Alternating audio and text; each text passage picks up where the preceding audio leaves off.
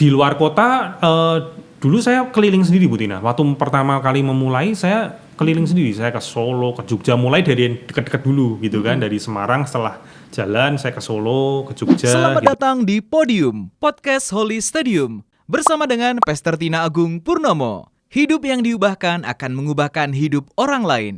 Narasumber kita kali ini adalah Bapak Hero. Silahkan like, comment, and share bila Anda diberkati dengan tayangan ini. Dan subscribe untuk update video terbaru. Selamat menyaksikan. Bertemu lagi dengan saya Pastor Tina Agung Purnomo dalam Podium Podcast Holy Stadium.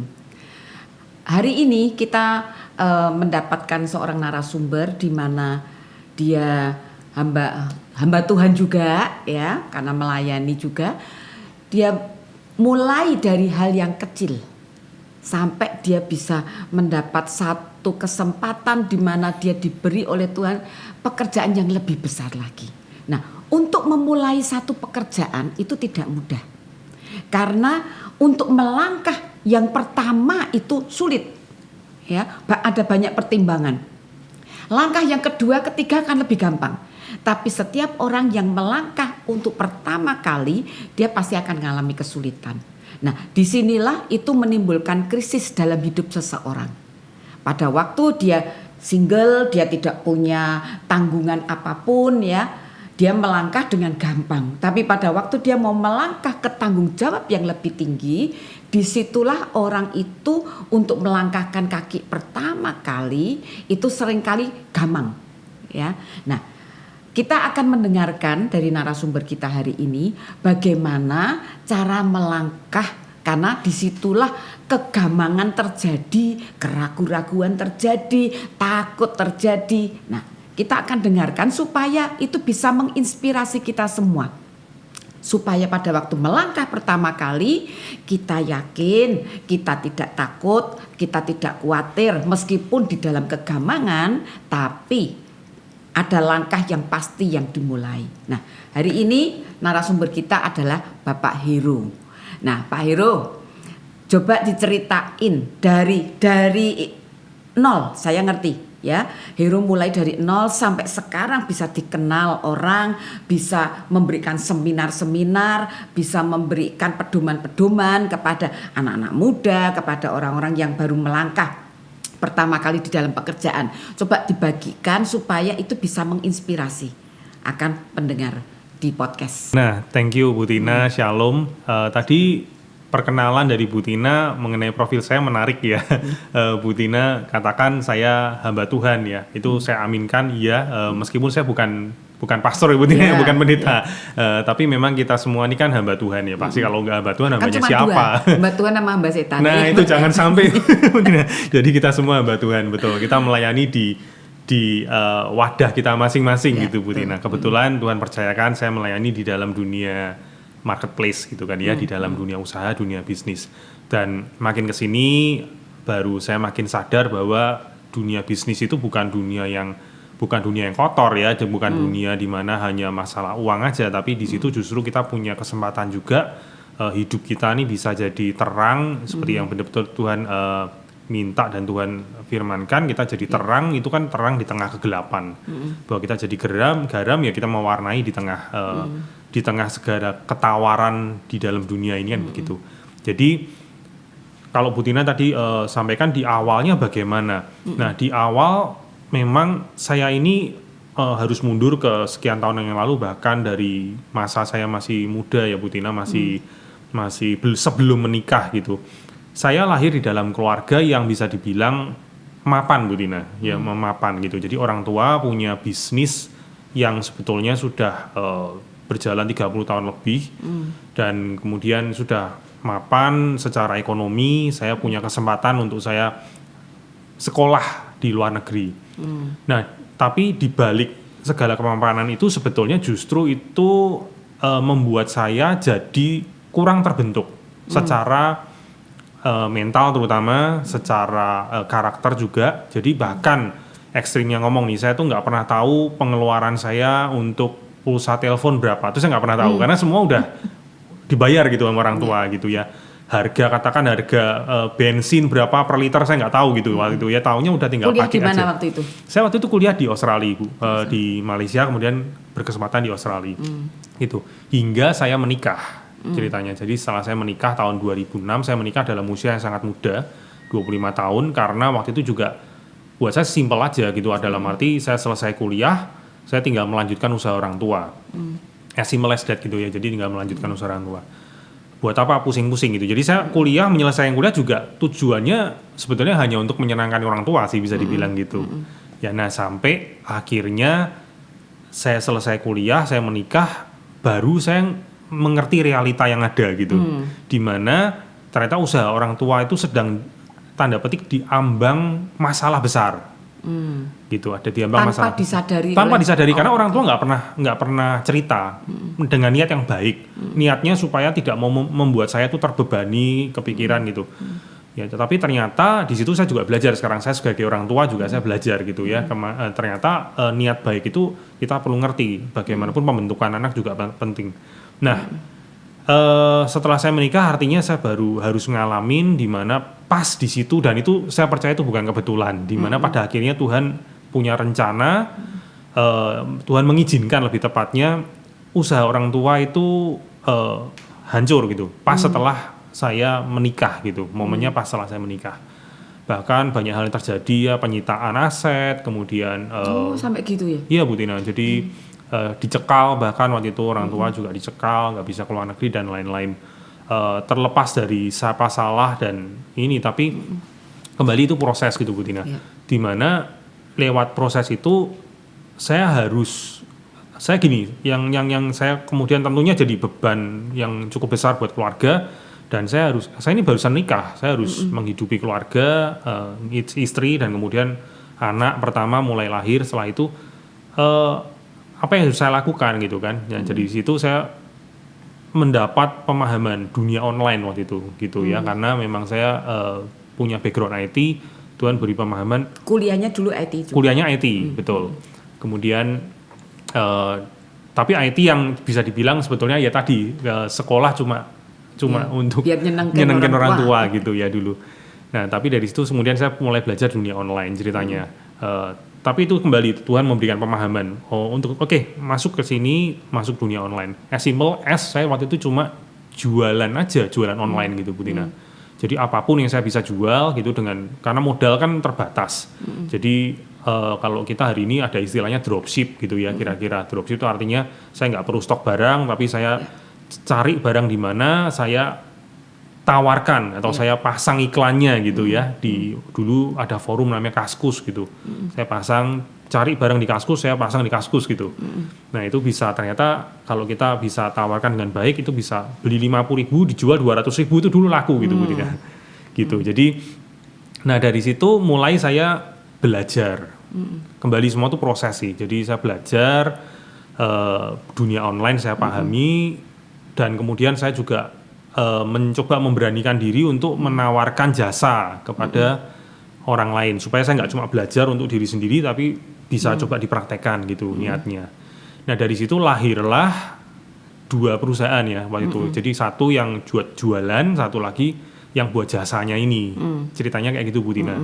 Jadi saya ada jualan online dan kemudian saya ada jasa. Nah jualan online-nya kemudian juga jualannya macam-macam gitu Bu Tina. Jadi apapun saya jual. Ya, jadi macam-macam produk ya itu saya jual, kemudian berkembang, puji Tuhan, dan yang jasa juga berkembang sampai hari ini. Awalnya seperti itu Bu Tina. Jadi berarti ya, kalau sampai orang tua juga menyediakan kita untuk menempuh jalur pendidikan yang sepertinya ya ini buat nyenangkan orang tua. Tapi ternyata itu buka jalan ya ke depan jalan. Kita ya. Betul, ya. Iya. Jadi itu yang saya ngerti satu gini, Tuhan itu selalu ikut ambil bagian dalam hidup kita. Jadi tidak ada hal yang kebetulan. Di bahasa Ibrani ya, itu kata kebetulan itu tidak ada. Jadi semua itu berarti diatur sama Tuhan. Ya. Luar biasa itu. Nah, terus apa yang terjadi pada waktu kamu itu mulai melangkah itu? Apa yang struggle apa yang kamu hadapi?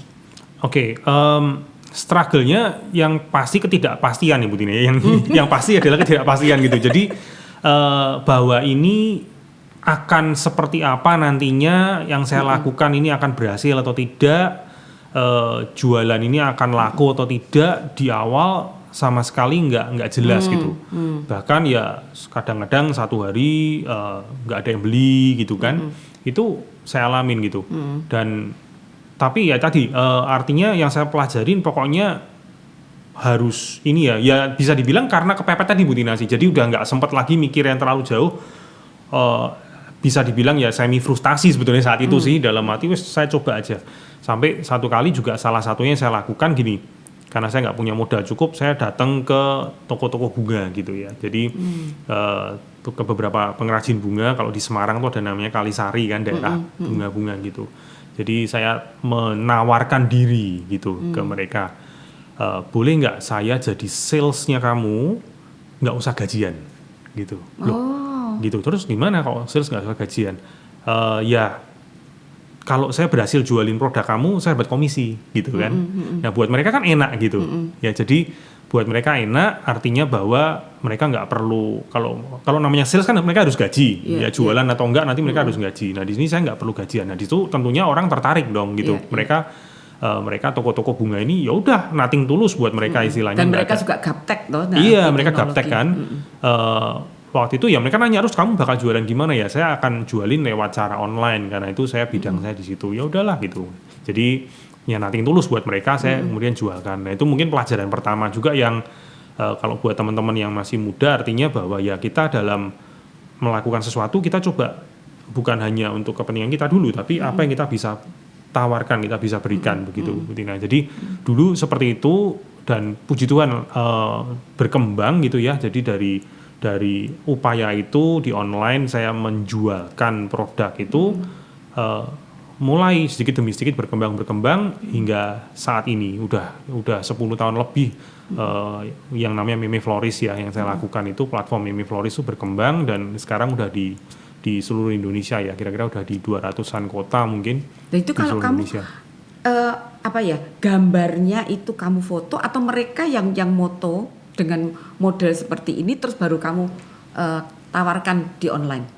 Kalau dulu pas pertama kali itu ya saya minta yang biar cepet ya, jadi saya minta yang contoh-contoh yang sudah ada dulu dari mereka gitu. Oke. Mereka pasti punya gambarnya ya. Ya, mereka punya, dan itu kan zaman dulu ya Bu Tina. Jadi dalam arti 10 tahun yang lalu artinya kualitas foto memang nggak kayak sekarang gitu. Dalam arti ya masih kurang. Jadi dari foto-foto ada saya scan, dimasukin ke website dulu, simple sekali sebenarnya. Jadi waktu kita memulai sesuatu tuh nggak ideal gitu seringkali. Cuma pokoknya berani dulu seperti itu. Ya makin kesini baru foto apa itu makin kita perbaiki. Hari ini baru ada yang profesional ngambil foto. Tapi itu sekarang saat memulai kita jangan terbeban dengan itu dulu. Yang penting mulai dulu gitu sih. Nah terus kalau yang di luar kota gimana caranya?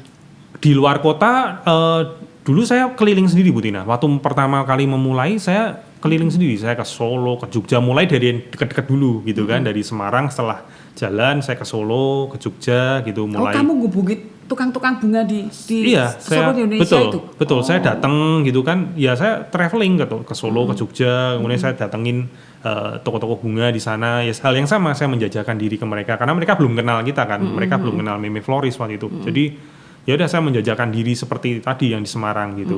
Jadi Semarang jalan, Solo jalan, Jogja, mulai ke Jakarta, Surabaya, bahkan ke Medan, kemana. Dulu saya keliling sendiri Bu Tina. Oh berarti jadi punya link sendiri ya di antara toko-toko bunga di seluruh Indonesia itu ya? Betul, ya yang ngelingkan saya ibaratnya. Saya kan jadi ya. saya menghubungi, saya mendatangi mereka. Jadi seperti itu. Nah makin jalan, semakin lama makin terbentuk. Jadi kalau sekarang karena mungkin orang udah kenal, mereka udah kenal, mereka yang menghubungi kita. Tapi kalau di awal memang ya selalu ya kerja keras harus mulai dulu, kerja keras dulu baru kerja cerdas lah. Yang saya pernah pelajari seperti itu. Jadi di awal memang harus begitu. Ya itu hal yang nggak gampang karena berarti itu merintis itu membutuhkan tenaga juga ya. Pasti. Nah apakah kalau begitu sudah mulai jalan sekarang ini yang di kota-kota itu terus mulai gabung gitu atau enggak?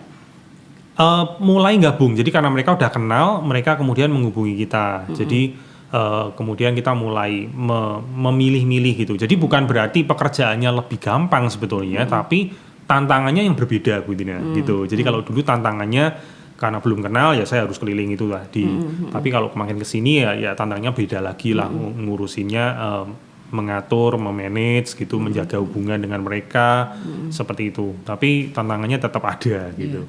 Terus apalagi setelah itu, apakah setelah Meme Floris ini terus ada berkembang lagi ke yang lain atau enggak?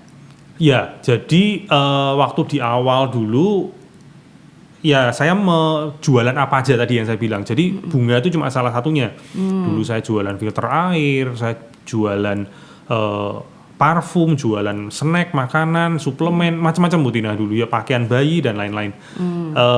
Ya tadi, kemudian dari awal itu baru setelah kelihatan, oh yang ini saya bisa fokuskan, yang ini saya fokuskan. Nah mulai saya hilangkan kemudian atau saya kurangi gitu karena saya harus fokus. Tapi pada saat kita memulai sesuatu di awal nih mungkin juga ya bisa jadi pelajaran buat teman-teman yang mendengarkan. Artinya kita harus sebagai anak muda kita harus coba beberapa opportunity gitu loh. Kemungkinan tuh kita harus explore dulu gitu. Kita harus berani coba ini. Nah, nanti setelah jalan baru kita mulai pemfokusan gitu loh, perkecil kita fokuskan. Jadi saya udah nggak mungkin lagi nih handle sekian banyak gitu. Jadi saya mulai fokusin yang ini, yang lain saya close gitu. Jadi saya baru fokus di sekarang 2 hal itu tadi, yang bunga dengan yang jasa. Digital agency, betul. Nah terus apakah perlu dibantu mulai dengan adanya staff lagi di kantormu atau gimana? Pasti Bu Tina. Jadi di awal saya kan memulai sendirian, tapi terus setelah itu perlahan-lahan ya saya lihat saya nggak mungkin nih lakukan semuanya sendirian gitu. Ya saya mulai aja atau cari staff gitu kan ya, cari staff bagaimana membantu saya di bidang-bidang yang terutama mungkin satu memakan banyak waktu gitu kan, memakan banyak waktu saya di bagian apa, misalnya bagian yang menawarkan gitu ya, kita mulai cari yang bagian sales atau bagian marketing tadi membantu saya. Satu memakan waktu, kedua mungkin yang bagian yang saya kurang ahli, saya kurang pinter gitu ya. Jadi kita perlu ngerti kekuatan kita tuh di mana, kelemahan kita di mana gitu. Jadi di bagian yang memang jadi kekuatan saya masih jalankan itu gitu. Tapi di bagian di mana saya tahu nih saya kurang bisa untuk tadi misalnya jualan. Berarti saya mulai mencari orang yang memang jagonya jualan gitu. Jadi saya mulai rekrut dia, kerjasama seperti itu. Dan ada berapa orang sekarang yang bantu? Hari ini total semua 50-an orang mungkin. 50 kira-kira 50 staff saya. Tapi memang betul. Kalau kita ngerti kekurangannya kita, berarti aku harus cari staff itu yang bisa nutup kekurangannya kita. Betul, gitu. Memang Bu Tina. Kalau enggak nanti kita enggak tajam dalam milih orang ya. Iya, betul. Terus ada kendala enggak yang lain yang kamu lewati? Apa yang harus kamu lewati yang itu waktu ya kamu ini yang aku melewati berat, tapi akhirnya kamu bisa melewati itu. Oke, kendala bisa dibilang tantangan terbesar yang pernah saya hadapin itu terutama masalah pajak Bu Tina. Masalah pajak, dan itu juga yang tadi kalau saya cerita membuat usaha orang tua itu jatuh gitu ya. Jadi masalah pajak masalah pajak ini yang terjadi waktu saya habis nikah itu ya, atau boomnya lebih tepatnya setelah nikah, dan kemudian banyak aset yang dibekukan tadi yang saya cerita. Nah dari situ tapi Tuhan tuh luar biasa Bu Tina. Jadi saya bisa melihat bahwa tangan Tuhan bekerja di tengah semua kondisi itu, it's real gitu Bu Tina. Karena gini, contoh nih, masalah itu tuh sebetulnya masalah lama Bu Tina. Itu sudah 7 tahun lebih. Jadi mulai pertama kali boomnya kan habis saya menikah 2006 itu ya. Itu udah puncak-puncaknya tuh sampai kira-kira 7 tahun kemudian di 2012 gitu ya, 2012, 2013. Kemudian sudah diancam akan disita rumah, yang tersisa kan tinggal rumah sama gedung kantor, udah diancam mau disita, tapi belum dilakukan gitu kan bisa dibilang. Nah kemudian satu-satunya jalan keluar sebetulnya adalah dengan daripada disita kita yang jual sendiri asetnya, karena kalau disita pasti harganya hancur. Nah kemudian masalahnya untuk menjual aset gedung kantor itu nggak bisa karena HGB-nya nggak keluar gitu. Sudah sekian puluh tahun HGB nggak keluar. Sampai pada tahun 2012 itu akhirnya HGB keluar. Setelah proses yang sekian lama ya. Nah, dari situ kita mulai tawarkan dan laku. Suatu hari laku di bulan Januari 2012 itu laku. Nah, kemudian setelah laku langsung kita bawa ke kantor pajak. Jadi saya bilang, oh hari ini masalah saya selesai. Saya mau bayar lunasi masalah pajak saya gitu. Orang pajaknya kaget, Bu Tina, karena loh Pak besok ini, jadi itu tanggal 27 Januari. Dia bilang besok nih Pak tanggal 28 Januari. Ini kita sudah agendakan penyitaan. Ini suratnya udah keluar. Dan kita udah panggil wartawan gitu. Besok nih penyitaan. Nah saya kaget loh, hari ini nih selesai, sudah laku, ininya gedung kantor laku dan saya mau bayar. Besok tuh penyitaan Bu Tina, tanpa kita tahu gitu. Jadi yaudah langsung kita bayar semua lunas, hari dimana harusnya besok tuh kita kehilangan segalanya bisa dibilang, ya hari itu malah kita jadinya makan-makan karena masalah kita udah selesai. Nah itu kalau nggak Tuhan siapa gitu. Gitu. Nah itu masalah terbesar yang bisa dibilang dulu saya alamin sekaligus jadi pembelajaran bahwa kita sekarang hari ini kalau bicara pajak semua saya open gitu. Jadi kita pembukuan juga semua kita open, kita bayar 100% dari semua tanpa ada istilahnya pembukuan double dan lain-lain, enggak, kita semua open. Bahkan dengan tim pun semua open. Nah, ini mungkin yang ini sekali lagi tidak ada yang kebetulan betul, lagi, ya betul, kan? Bu Tina. Semua diatur sama Tuhan.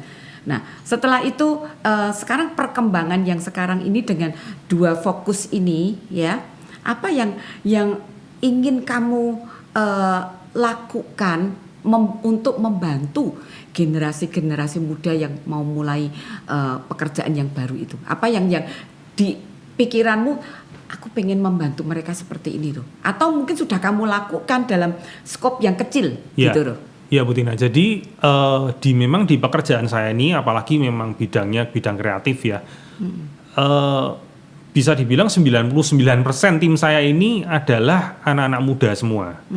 Anak-anak muda semua, bahkan ada yang barusan lulus SMK gitu, bahkan masih magang, itu semua anak-anak muda.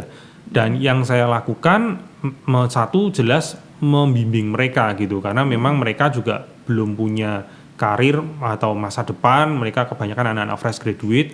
Jadi itu akan sangat butuh bimbingan, bisa dibilang begitu. Jadi memang budaya yang saya lakukan di dalam pekerjaan itu bahwa pekerjaan ini harus jadi juga ladang untuk membentuk manusia, bisa dibilang begitu. Jadi value-value juga kita masukin di sana, meskipun dengan berbagai latar belakang mungkin agama atau mereka punya latar belakang masing-masing, tapi bagaimana mereka bisa melihat ada Tuhan di dalam pekerjaan ini, gitu.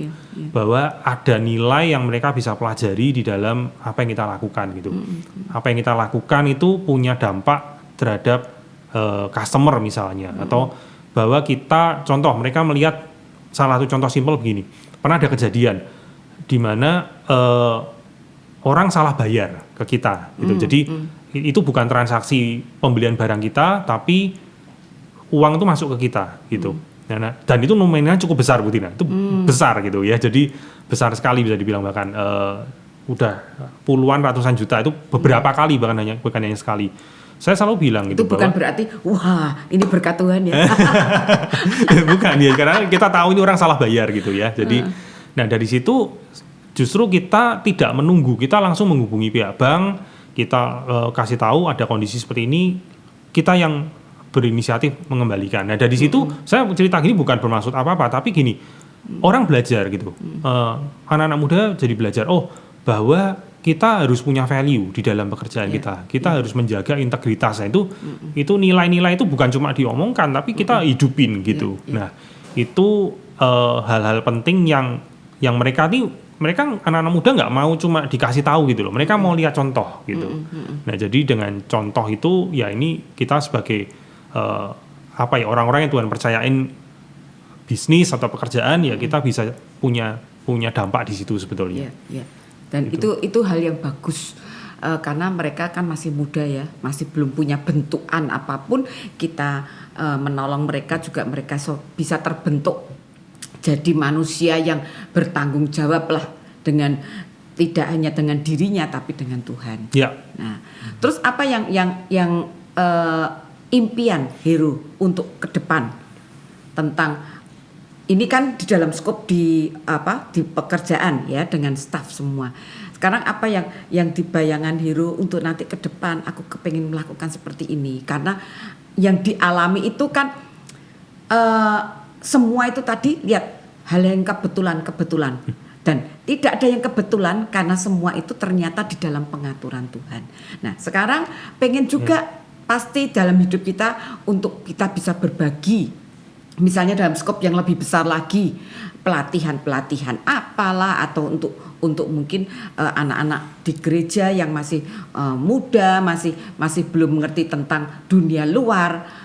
Terus Heru pengen membagikan sesuatu apa yang diimpikan di situ. Ya, Bu Tina. Jadi memang makin kesini usia saya juga udah nggak semuda dulu lagi, katakan begitu tuh Bu Tina. Mulai terpikir ya tadi untuk bagaimana kita nih meninggalkan legacy atau meninggalkan sebuah dampak terhadap lebih banyak lagi supaya ada bola salju yang bergulir gitu. Impiannya adalah lewat beberapa gerakan lah, katakan begitu ya, atau teman-teman kita melakukan mentorship juga, kita melakukan mentoring ke teman-teman, ada dulu saya pernah ikut ada gerakan startup gitu, katakan membentuk, membimbing, membangun usaha dengan dasar firman Tuhan di dalamnya gitu ya. Jadi kalau di dalam komunitas Kristen yang di dalam marketplace itu, bagaimana kita nih punya bisnis tapi ada misinya di dalam. Jadi tidak hanya sekedar cari uang, tapi bagaimana minimal di dalam aktivitas usaha kita tuh kita meletakkan value tadi, value nilai Tuhan di dalam aktivitas kita. Itu sedang dan sudah kita lakukan gitu ya. Saya lakukan, dan kemudian ya kembali bahwa makin kita diberkati, kita juga ingin kita jadi berkat gitu ya, lewat waktu, lewat keuangan, lewat tadi sumber daya, keahlian apa yang kita bisa lakukan. Jadi dreamnya ke depan seperti itu, dan ya kita mulai dengan langkah-langkah kecil lah Bu Tina gitu. Jadi seringkali misalnya ya tadi membimbing, membantu, memberikan knowledge ya, apa yang saya bisa sharekan. Mungkin nggak bisa hanya saya sendirian, tapi bagaimana juga teman-teman bersama-sama kita di dalam gereja, di dalam komunitas kita bergerak bersama, mungkin di lingkup paling kecil, cell group gitu kan, MPP, teman-teman terdekat kita bisa saling membangun itu tadi Bu Tina gitu. Puji Tuhan. Iya. Jadi kita ini diberkati, tapi juga kita diberi hati oleh Tuhan untuk kita menjadi berkat buat yang lain. Ya. Sekarang anak ada berapa? 3 Bu Tina. 3. Umur berapa sekarang yang paling besar? Yang paling besar hari ini udah SMP 3, umur 14. Yang kedua 13.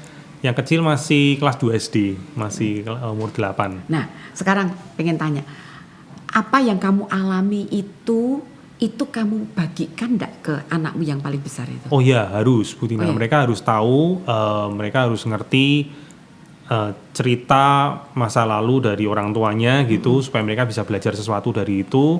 Tapi yang kita ceritakan bukan hanya yang bagus-bagusnya gitu, termasuk mistake atau kesalahan-kesalahan saya, masa lalu saya yang kurang baik itu juga saya ceritakan semua, karena orang itu belajar bukan hanya dari keberhasilan ya, saya percaya di situ, tapi justru proses.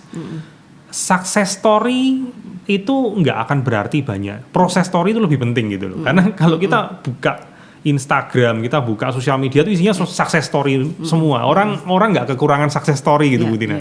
Tapi proses story ini yang langka gitu. Jadi belajar dari mistake orang lain, apalagi orang tuanya, belajar dari mistake atau kesalahan dari teman-teman, itu penting menurut saya. Jadi yang kita perlu ceritakan bukan hanya sukses-suksesnya, tapi bagaimana struggle, bagaimana kita bangkit dari masalah, itu sebenarnya yang justru lebih bernilai. Wah, luar biasa. Jadi anak pun juga akhirnya bisa ngerti ya kehidupan orang tuanya seperti apa, dan mereka akan juga belajar, Oh iya, dulu pernah orang tua aku ngalami satu kesalahan, satu kegagalan, sehingga mereka juga hati-hati di bagian itu ya. Iya, kita jangan jaim. Jadi sebagai orang tua jangan jaim, cuma ngomong yang bagus-bagus doang sama anak-anak. Iya betul. Ya, jadi di sini kita bisa ngerti bahwa untuk memulai dengan hal yang kecil itu, tapi saya yakin gini, Tuhan itu taruh satu talenta di dalam hidup kita. Nah, pada waktu kita ini bisa mengikuti jalur yang ada yang sepertinya kelihatannya kebetulan, tapi ternyata itu bukan yang kebetulan. Karena tidak ada hal yang kebetulan, semua sudah diatur Tuhan. Tinggal kita bisa mengeluarkan enggak yang di dalam ini untuk mulai melangkah pertama. Betul. Ya, mungkin saya ini jadi ingat Bu Tina, mungkin gini. Mengenai tadi talenta dan passion ya, ini yang mungkin teman-teman yang masih muda juga perlu ngerti gitu. Jadi seringkali orang tuh terlalu tanda petik mendewa-dewakan passion atau talenta tadi Bu Tina ya. Jadi memang ada orang yang sangat diberkati sejak kecil dia udah tahu talenta dan passionnya. Wah, saya jago gambar misalnya gitu ya. Wah, saya jago gambar dan saya passion, saya senang sekali gambar. Mungkin ada yang seperti itu.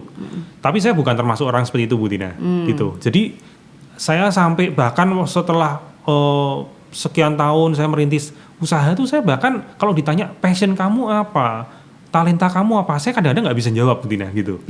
Kadang-kadang bingung gitu. Nah, tapi ternyata talenta dan passion itu ditemukan seiring proses tadi kalau buat saya Bu Tina gitu. Jadi nggak bisa kita di awal itu cuma duduk diam nunggu talent, nunggu passion, nunggu Tuhan ngomong talenta saya apa gitu, saya nunggu gitu. Enggak ternyata. Dan sebagian besar orang mungkin tipikal seperti itu gitu ya. Gitu. Jadi lebih baik seperti saya bilang, kita nih harus, saya percaya tadi ya, iman itu butuh perbuatan gitu. Pada akhirnya kita butuh perbuatan, justru karena kita punya iman, kita harus berani melangkah gitu. Sebagai bukti bahwa kita memang mengandalkan Tuhan.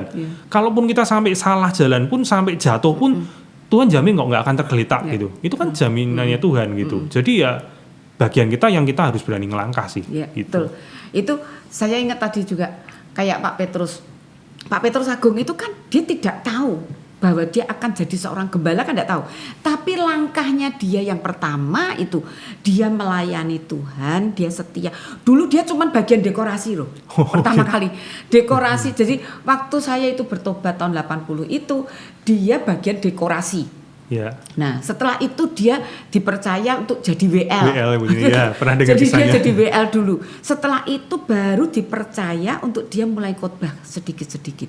Tapi benar memang langkah pertama itu bukan berdasarkan nunggu dulu passion saya di mana, talenta saya di mana.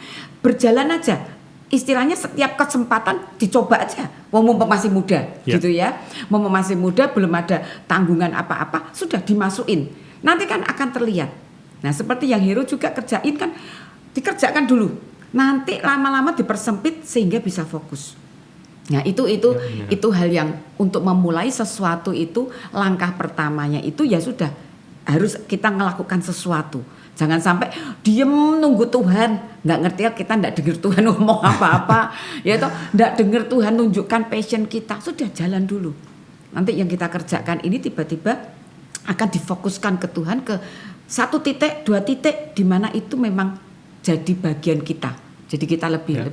Ya, saya bersyukur bisa mendengar kesaksian yang indah. Proses saya ini orang yang paling senang dengan proses. Saya film itu saya paling senang true story. Karena di situ saya bisa ngelihat orang perpindahan dari titik A ke titik B. Dan itu bisa satu pembelajaran buat kita yang melihat. Dan sekarang kita bisa mendengarkan banyak kesaksian bagaimana Hero dibawa dari sepertinya kebetulan, tapi ternyata di dalam Tuhan tidak ada yang kebetulan. Semua itu sudah diatur oleh Tuhan, hanya beranikah kita melangkah yang pertama. Dan waktu kita berani melangkah yang pertama, membuka setiap kesempatan untuk kita lakukan, berjalan dengan iman, karena iman tanpa perbuatan itu mati, dan disitulah Tuhan mulai memfokuskan. Jadi saya bersyukur, terima kasih Hero untuk sharingnya untuk hari ini ya. Tuhan memberkati. Tuhan memberkati Bu Tina. Lelah bukanlah tanda untuk menyerah. Sukar bukan berarti tidak ada jalan keluar. Mintalah pertolongan kepada Tuhan atas semua pekerjaanmu dan engkau akan berhasil.